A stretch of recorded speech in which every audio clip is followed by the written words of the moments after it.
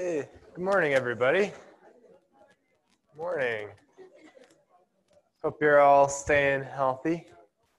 Nope, me neither, but hope you're getting healthy then. All right, so there's a couple of new things here.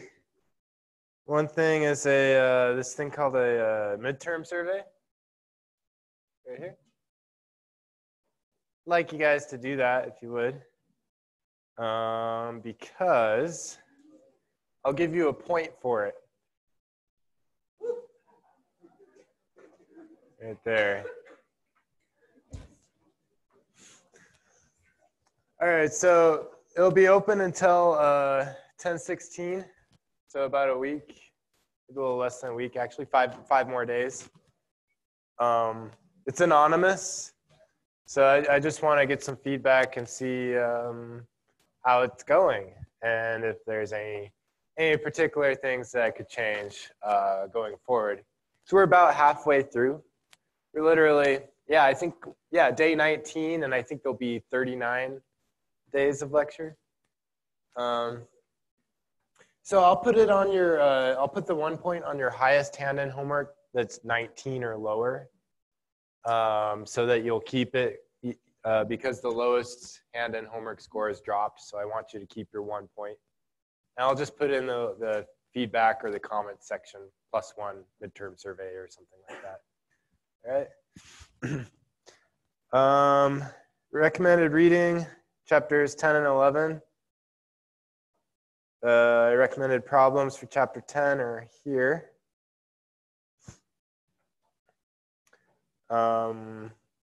Hand-in homework number 5 is posted, and it will be due next Thursday in the lab. So plan ahead. This assignment asks you to carry out transformations and go through the entire process of linear modeling. So a transformation, that means logs. You're going to have to do some log transformations in StatCrunch. So if that scares you, give yourself some extra time so you can get some help. It's really not so bad. You know, in StatCrunch, you just push, just do a little let the computer do all the work, and it just does the log transformations for you. So, all right. My stat lab homework. So the next one is due on Monday. So that's chapter 8. And then I'm going to combine chapter 9 and 10 together. And that'll be due on Friday. Now I'll post that this weekend. And then chapter 11 will be due on the 21st, so the Monday after that. And then chapter 12 will be due the Monday before your next test. So, and that one, that's the last of what will be on the exam number 2. It's chapters 8 through 12 is on the exam, the second exam. All right, exam 1.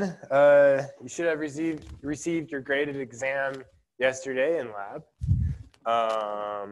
Once you've looked through the solutions, feel free to come to office hours to discuss any questions you may have. And then specific questions about grading should be brought to me, and I can look through, and maybe we just made a mistake, or maybe I just need to explain a little further what the answer is. So yeah, definitely bring those to me, and I can change them if we have to change them. So, all right. Oh, I would also encourage you to check our adding so that we added the points up correctly, because that would be a really, we checked, but it's really easy to still miss that with so many small numbers to add together. So, all right, any questions about any of this stuff? About what we're doing? How the next couple of weeks gonna look like? So. All right.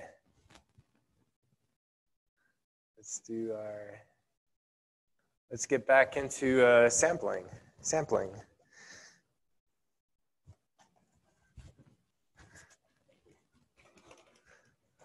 All right, so we're on page 147.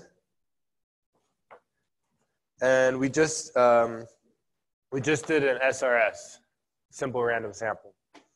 So I used calculators and I used random.org, and we found some random numbers here. And so in an SRS, every combination of 9 plots has the same chance of happening. So that's what an SRS says. But this may not be perfectly representative of the population. So it could be that there would be that you just got unlucky, because this is all random numbers. So possibly you may get some that just aren't that representative. But the key here is that it will be unbiased. So in that lab on Thursday, you had a biased procedure for sampling, and that was just picking out words out of the Gettysburg Address. But using random numbers is unbiased, right? All right, so it's possible that all 9 plots will end up in one part. And you may think, oh, well, it's easy. I should just run another random, generate a new random sample. But you should not do that, because then you're introducing some bias just by deciding which one to keep and which ones to throw away. So you should just use the one that comes up. You don't want to, I guess you would call it like cherry picking. You'd be keeping the data or the random numbers that support your particular angle there. All right, so with these plots, there may be some geographic variation. So maybe there's low areas, or kind of not so low, or maybe high areas. And that would be a natural place to do a stratified random sample. So you'd make sure to pick some random plots that are in the low areas, and then some random plots in the not so low, some random plots in the high elevation.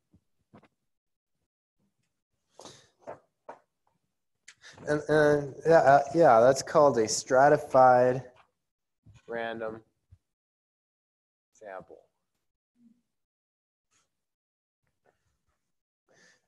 And then, so why, it seems like we're just making things a little more complicated. Why do we have to do this? Well, we're trying to get the best sample that we can. So this just ensures that we'll get a sample that is a little more representative of the population.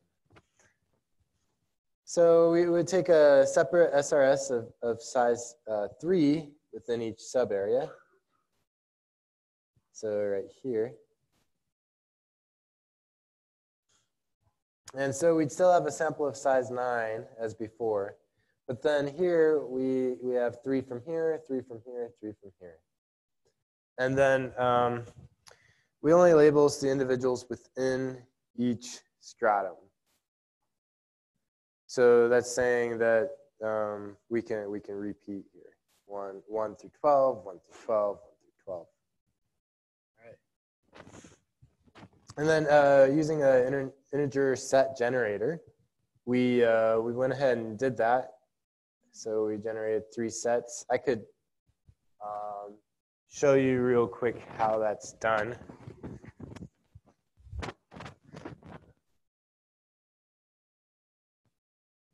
Random.org. So you go to integer sets, and then we would want to generate three sets with 3 unique random integers between 1 and 12. And then there we go. There's 3 of them.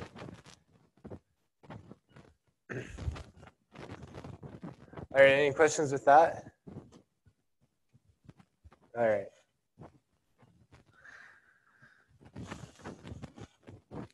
Okay, so we did this a different time, and we got these ones: 1, 2, 3, 3, 6, 10, 2, 5, 10. So that would be like right here,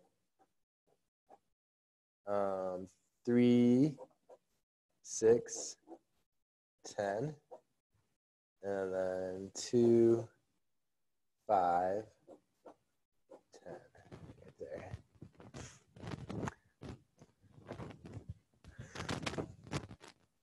All right, so in what situations does stratified random sampling work best? And that would be when our population is naturally separated.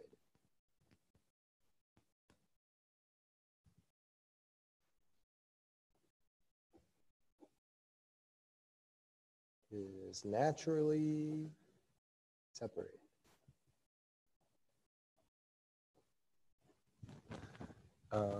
By some grouping variable.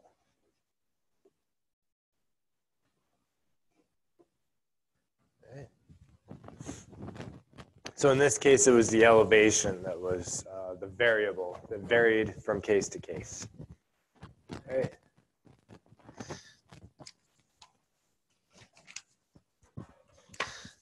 So let's look at some cluster sampling.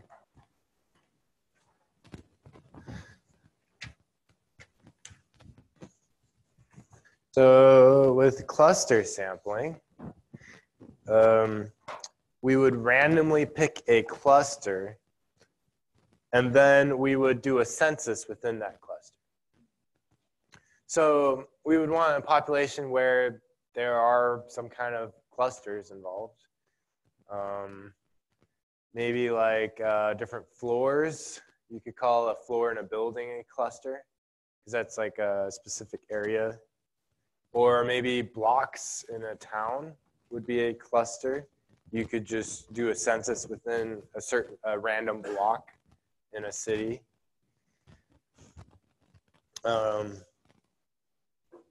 And then you would pick like a few of those clusters there, and you do a census of those.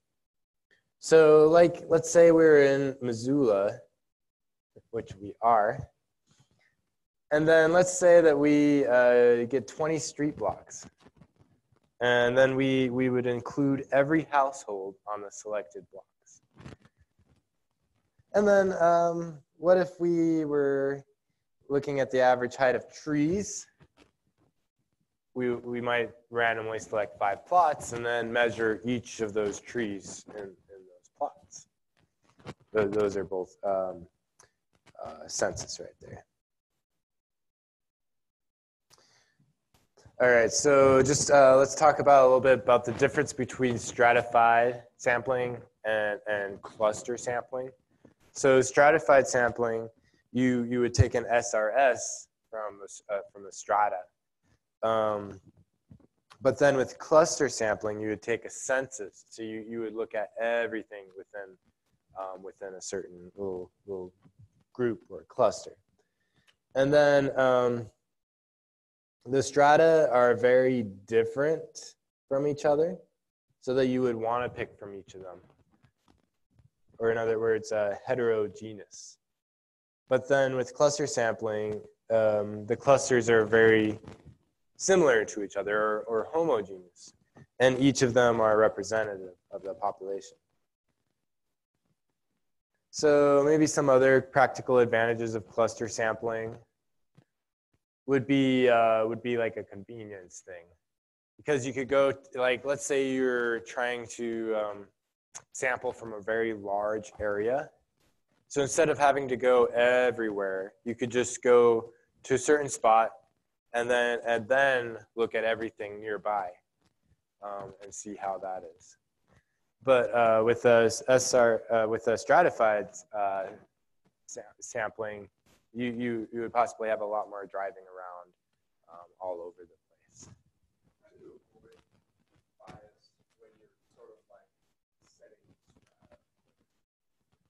Oh, so yeah, that isn't. I mean, yes, you could make it biased if you were in extreme in your in deciding what the groups were, but the random samples still using randomization will prevent that. So as long as you're not just throwing out groups, like saying, oh, well, we're not going to do the low elevation just because we don't want to go down there. That would definitely have a bias. But as long as you're actually picking from the entire population, you're still okay with that. Also, another thing that helps is that they're picking the same number from each strata. So if you would pick, if you picked most of your, it would kind of defeat the purpose if you picked like 8 of the 9 from the high, or 7 of the 9 from the high elevation, just 1 and 1 from the other 2, because then you'd be over-representing the high elevation.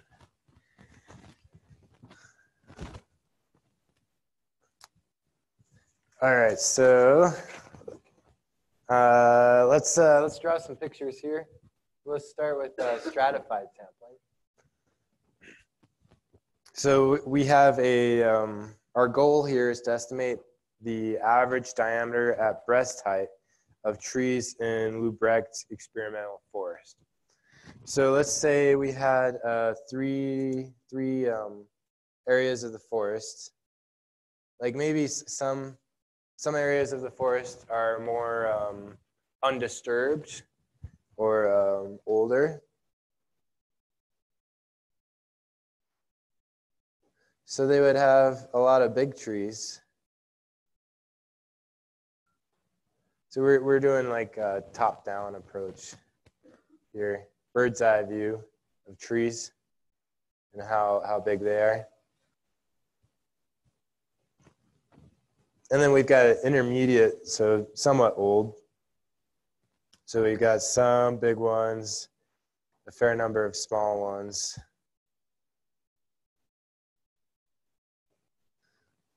Like that.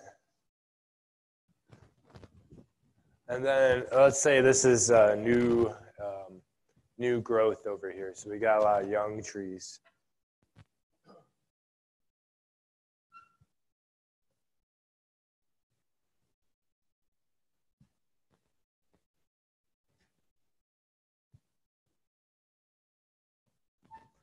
Right there.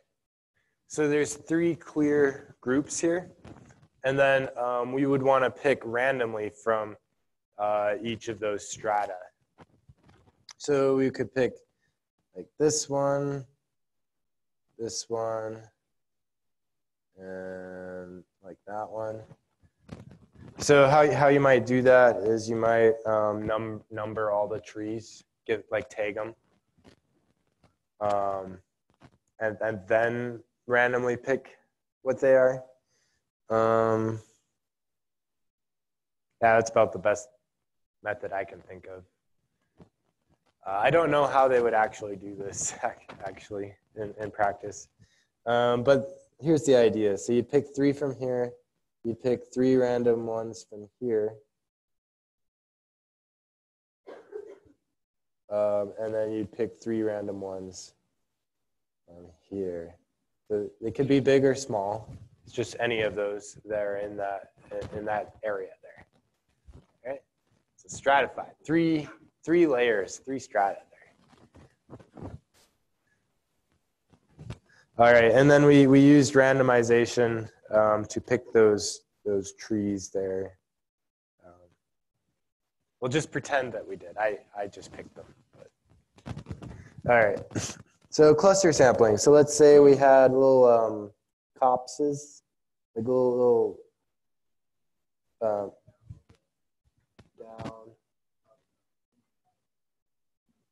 All right, so let's say that we have, thanks. I was totally going to forget. All right, so let's say we have little copses. So a lot of little trees together.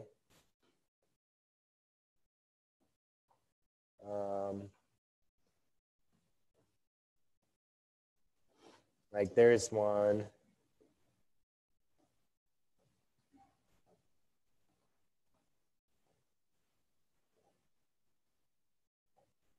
There's another one.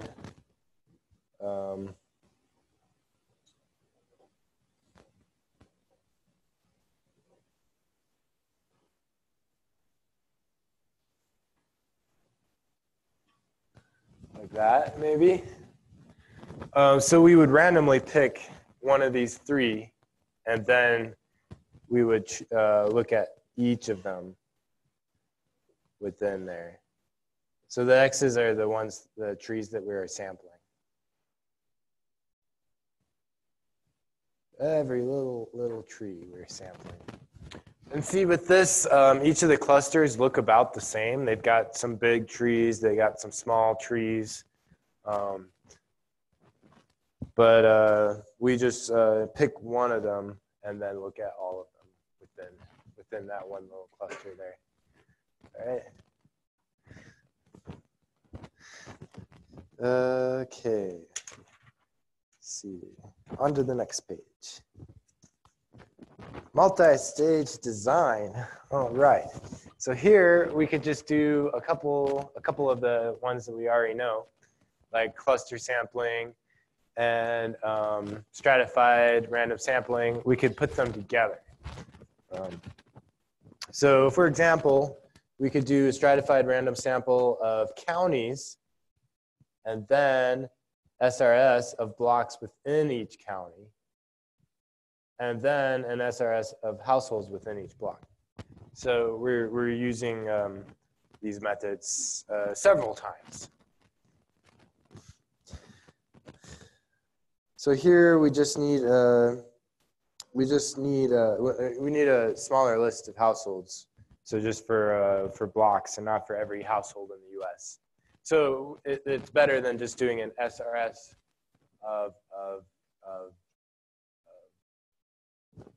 it's better than just doing an SRS of all the households in the United States. Does that make sense? So we're getting down to the block level, and then we're getting a list of the households within the block. Okay. All right, so let's see here. Systematic random sample. This one, you need a list. So here we've got some kind of an ordered list. So that's an easy way to tell maybe if you could do a systematic sample. So here, let's say you had a list of the population, say from like alphabetically or maybe numbered, like in the roster. They're numbered. And then or maybe people are standing in line, or there's an example where if people are driving cars, they're in an order. So one car in front of the next. So what you do with this is you randomly pick a number here, and you look at every like 7th or 8th or 9th, whatever vehicle or a unit of the population, and then you would use some kind of a rule, either like every 10th from there or something like that. So with this example, it should make a little bit more sense here. So let's say we had 200 students in the class. We wanted to get a sample of size 20. So we would know that we would need to pick like every 10th person, because we do 200 divided by 20, that gives us 10. So that tells us how large our K should be. But then we would randomly select one of the first 10 students in the list. So say maybe it'll be like the 5th student or something like that. Let's do it. So randomly select, so we got math, probability, randint, 110, and we would pick the first student. So I guess that works. And you don't want to like repeat it. because then you're introducing bias there by choosing which number to choose. All right. So we would do the first, 11th, 21st, 31st, 41st, and so on. And in this example, they got an 8, and so they did 8th, 18th, 28th, all the way down to 198th on the list. All right, so in summary, the systematic random sample, you're doing some kind of a rule, so like every 5th or every 10th, and you need an ordered list of some sort, either alphabetically or like maybe a physical order, like who's in front of who, or maybe a numbered list there. Okay. Any questions on that?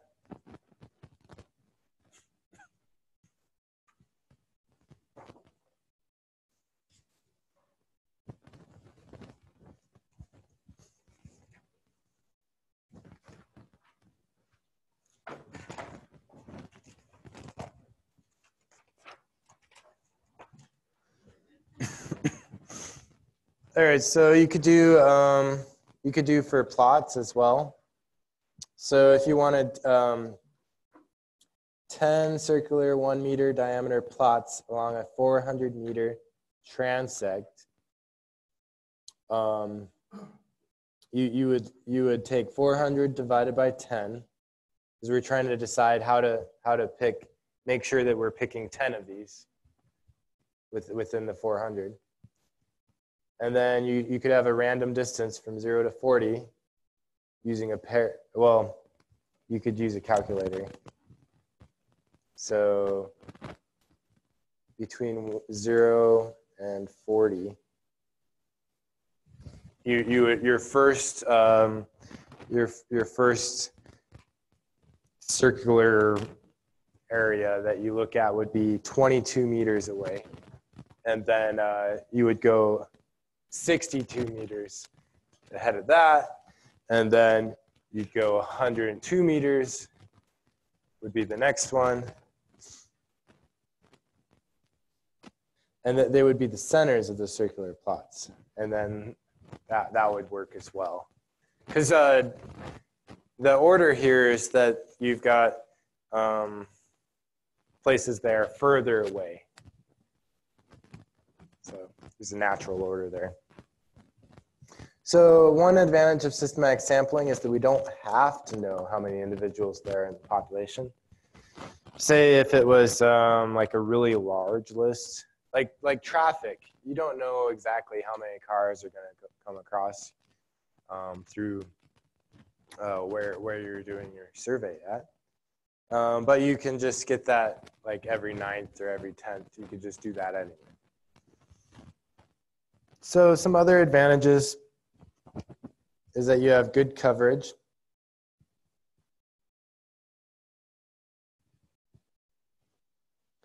And easy to implement.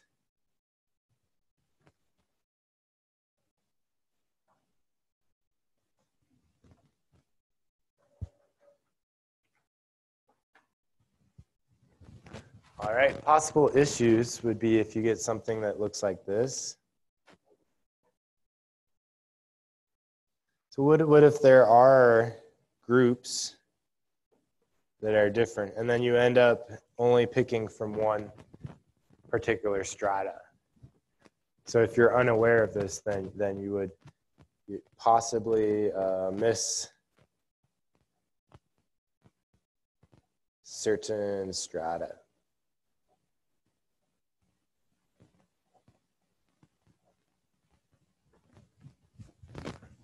So like with the traffic example, maybe you only do your survey in the morning, and then you would miss the evening traffic, which would possibly be different than the morning traffic. All right, so how to choose a sampling plan. So here we look at, so some things you can use like any kind of sampling plan you'd want. Yeah, this is often a complicated decision. So you have to think about each of them and try to see which one would work best in your particular situation. Which one would be cost effective, which one would give you the best results as far as being unbiased. So auditors examine samples of transactions. They have a lot of different ways they could do this. They could do a lot of different sampling plans. So they could do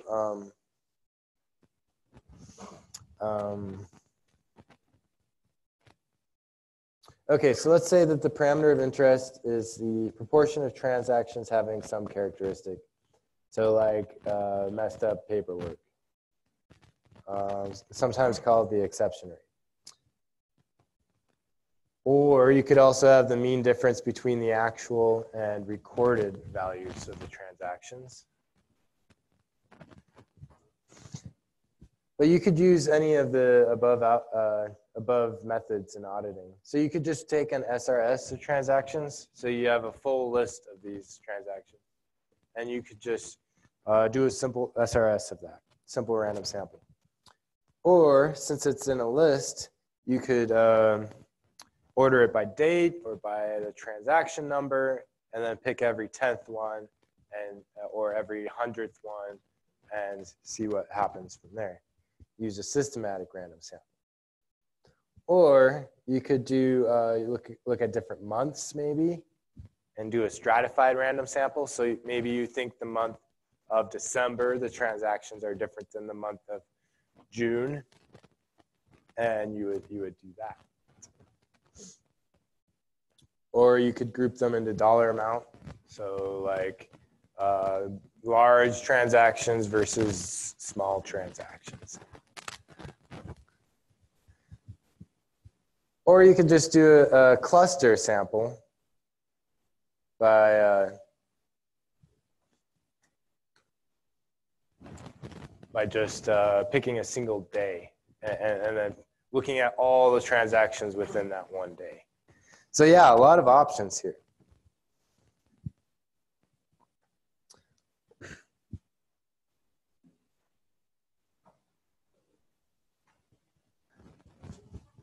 So I don't know, which one do you think you would like to use? You would like to choose for that. Any ones that you like? No? None of them? I'm not hearing anybody.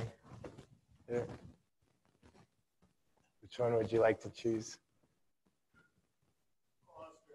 Oh, do the cluster one. All right. So that seems pretty easy. You just pick a day and work from there. All right, thank you. All right. So sampling variability always happens. So it's just the variability that you'd expect to happen just because it's random.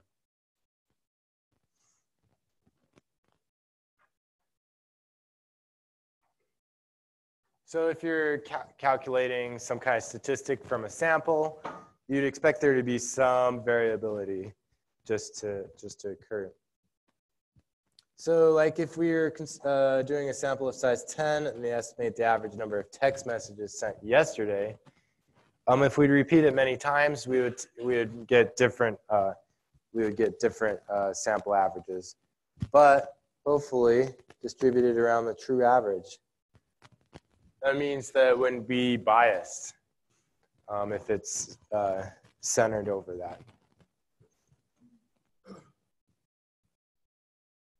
Means unbiased.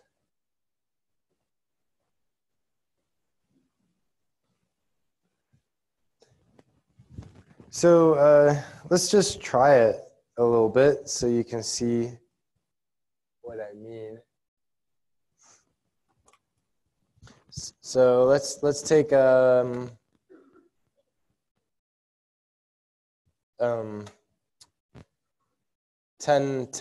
numbers between 0 and 40. And we could store that in a list one.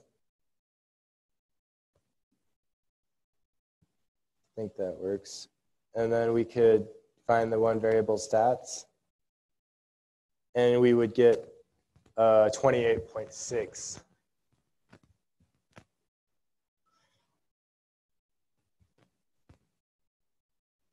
All right, so if we do that again, so we have a new list now.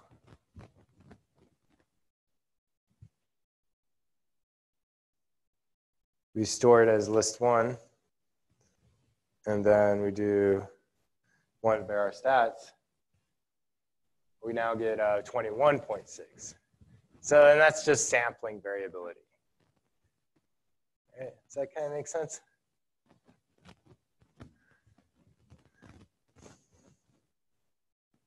All right.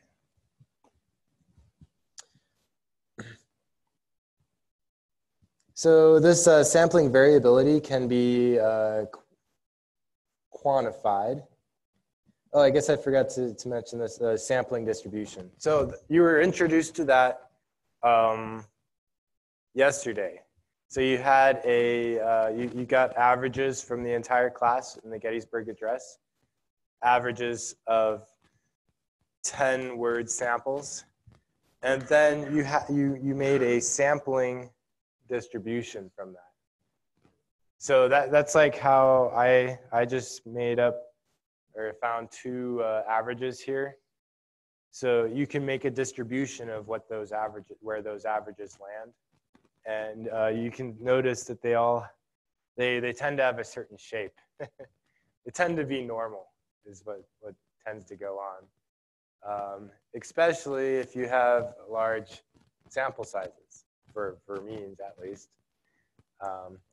And that's something we'll work with in some of the future chapters. We'll use the fact that these are normal, and we'll learn something called the central limit theorem that just says that that's what always happens when certain conditions are satisfied. So,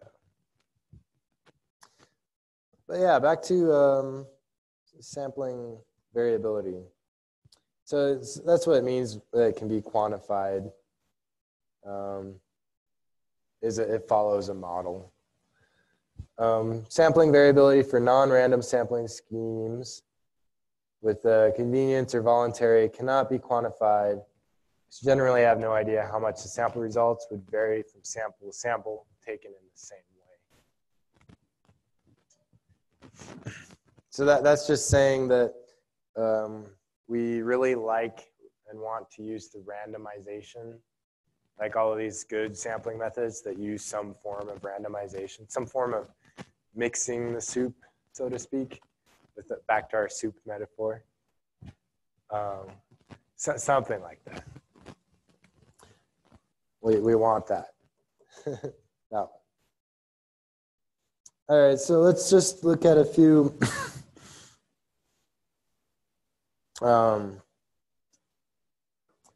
yeah, I think I already showed you this, so we don't need to do that again. Let's do an introduction to the next chapter, so we can get a jump on that. We'll let it kind of absorb a little bit over the weekend. All right, so the next thing is all about experiments and observational studies. All right, so experiments are great because we can get causation. So everything we've been doing before, we didn't know what was the cause of it. It just happens to be correlated. So like that one test question about moving to make your chances of getting cancer go down. Like, you don't know that it's the cold or warm temperature that is making that, causing that effect. So you don't fall for it unless there's an experiment here. That's what I'm saying. There can be a lot of different articles or things like that that make it seem like there's maybe a cause and effect when there actually was no experiment. So that's a very common thing. Yeah, don't fall for it. Experiments are, there's always like two groups. There's always a control group, and then there's another group where you actually change something.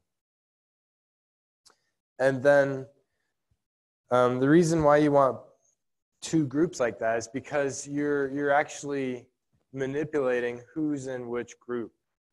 So you would expect that just that one change, so you only did one difference there between these two groups, you'd expect that that would be the cause. So you can say that you found the cause for something if you have a well-designed experiment where you have just that one variable is different between the two groups. All right.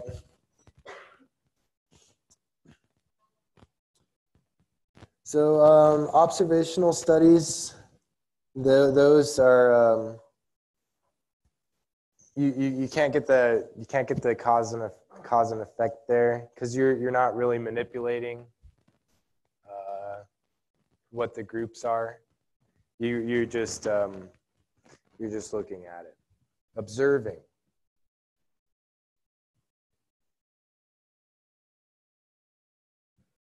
So here we want to look at examining the relationships between two variables,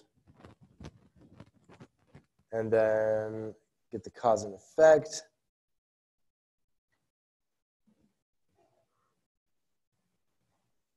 All right, so let's look at this example here. So one of the hardest cause and effects to establish was with smoking, like that smoking causes cancer. That was really tough because it wasn't moral to do experiments on humans in that way. Like if you suspect that smoking causes cancer, you can't make people smoke, and then also the effects take a really long time to see. It's not right away. It's more like 10, 20, 30 years down the line or something like that. So that makes it hard to do an experiment as well. So here, the response variable was whether an individual gets lung cancer. So it's a yes/no thing. Sorry. And then the explanatory variable is smoking. So it's also a binary variable, yes/no. Or you could have a level of smoking, or you could have number of cigarettes smoked per day, or number of years as a smoker. You could do possibly any of those would explain this yes/no for lung cancer. So how we might investigate here. Do an observational study. So you simply observe. There's no manipulation here, so it's hard to say like a causation. So with that, you just see if they smoke and then record if they develop lung cancer. So you could get like some kind of correlation there.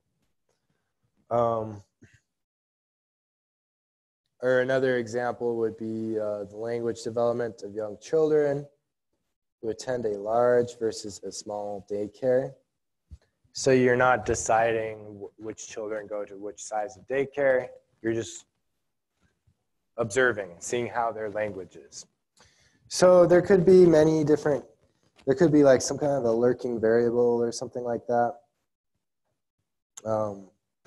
And I'd like to highlight that these variables, the response variable, could be quantitative or categorical.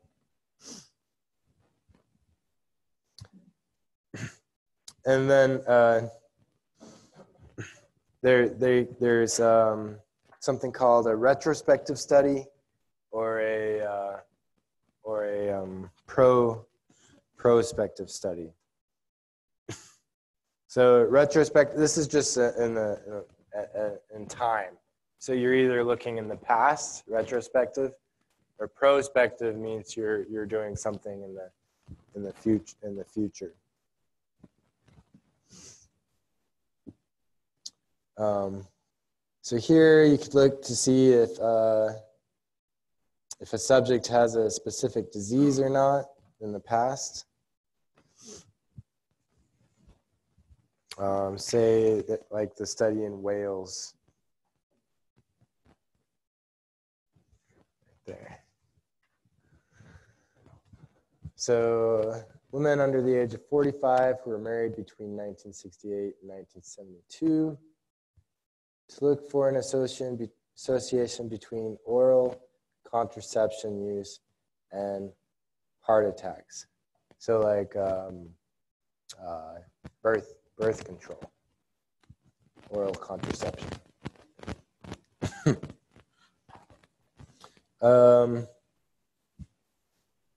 So one sample was of women who had been treated for a heart attack, and the other was of women who had not. Thus, we knew the value of the response variable, whether or not a woman had a heart attack, and we obtained the value of the explanatory variable. So we start from when they had the heart attack, and then we work backwards to what their history was, whether or not they used this oral contraception. And then the prospectives are ones where you're following them into the future, and you sort them into groups based on their explanatory variable. So one example for that would be socioeconomic data on education and income. So if we had a lot of participants, they gave information on like smoking, alcohol, how much active they were, BMI, and then they saw if they were still alive after 8 years. So again, it would not be right to do an experiment in this case, because you would suspect that certain behaviors are better for you than others. So you wouldn't want to make people like, oh, well, you can't exercise because I want to see what will happen to you. You can't do that. That's just not, it's not moral, right? And then let's just finish off right here, and we can call that good for today. So with smoking, so smoking tended to go along with higher stress jobs.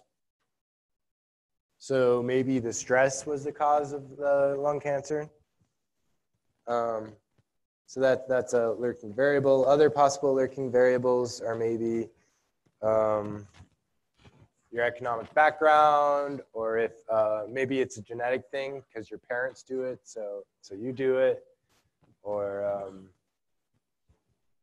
yeah, something like that. And then in the language development example, we observe that there's a difference in language development between the two groups. So maybe it's not due to the size of the daycare, but like the types of families or the quality of the daycare. Did I? Yeah, we'll get it next week. Oh, shoot.